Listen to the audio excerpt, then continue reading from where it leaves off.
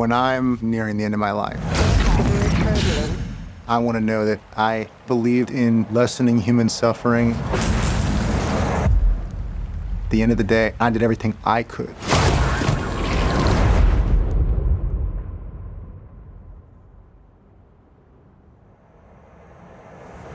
Domestically, there's strong to severe storms capable of hail, and localized severe gusts will be possible. We have 4 ops in planning nationwide and 103 gray shirts deployed.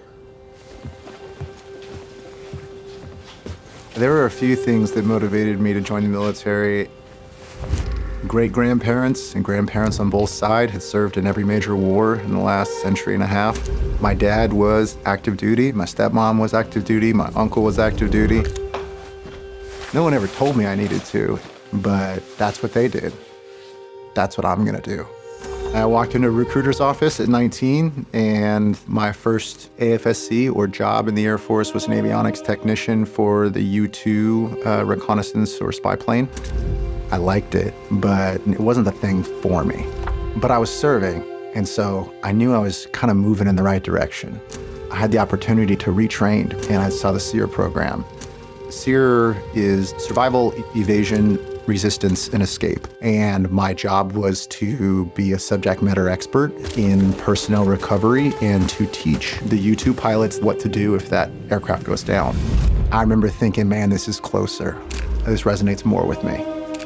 I was in a badass community, and I was in the best place physically and mentally.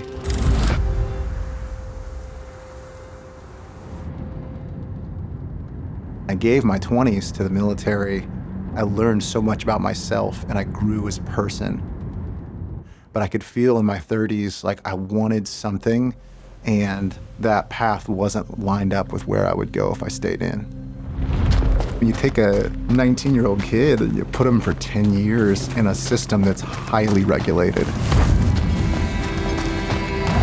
your identity is largely built around who you are in relation to that very specific program. I knew how to work, and so I just immersed myself. I'm gonna find that next cause.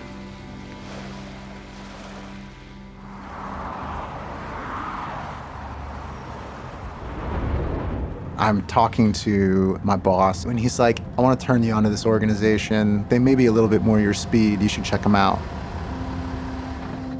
It's called Team Rubicon. Built to serve, Team Rubicon. Trading the front line for the fire line. Team Rubicon is a volunteer group.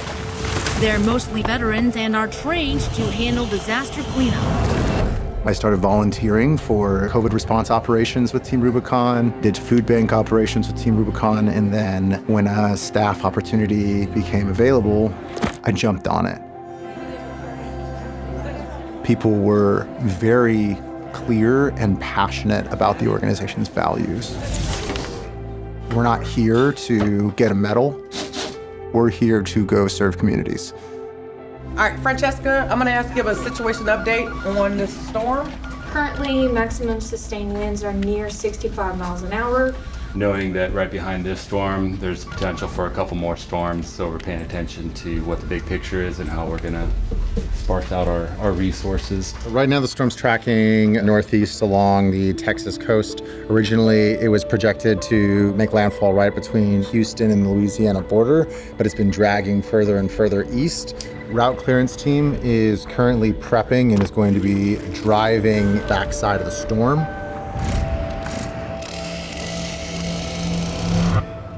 Disaster areas are austere environments.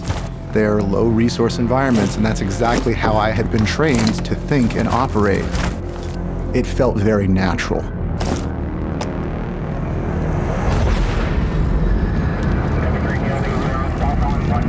Category 4, likely to continue for days. It is one of the largest, if not the largest. Every year there are more disasters. Every year the hurricanes get stronger.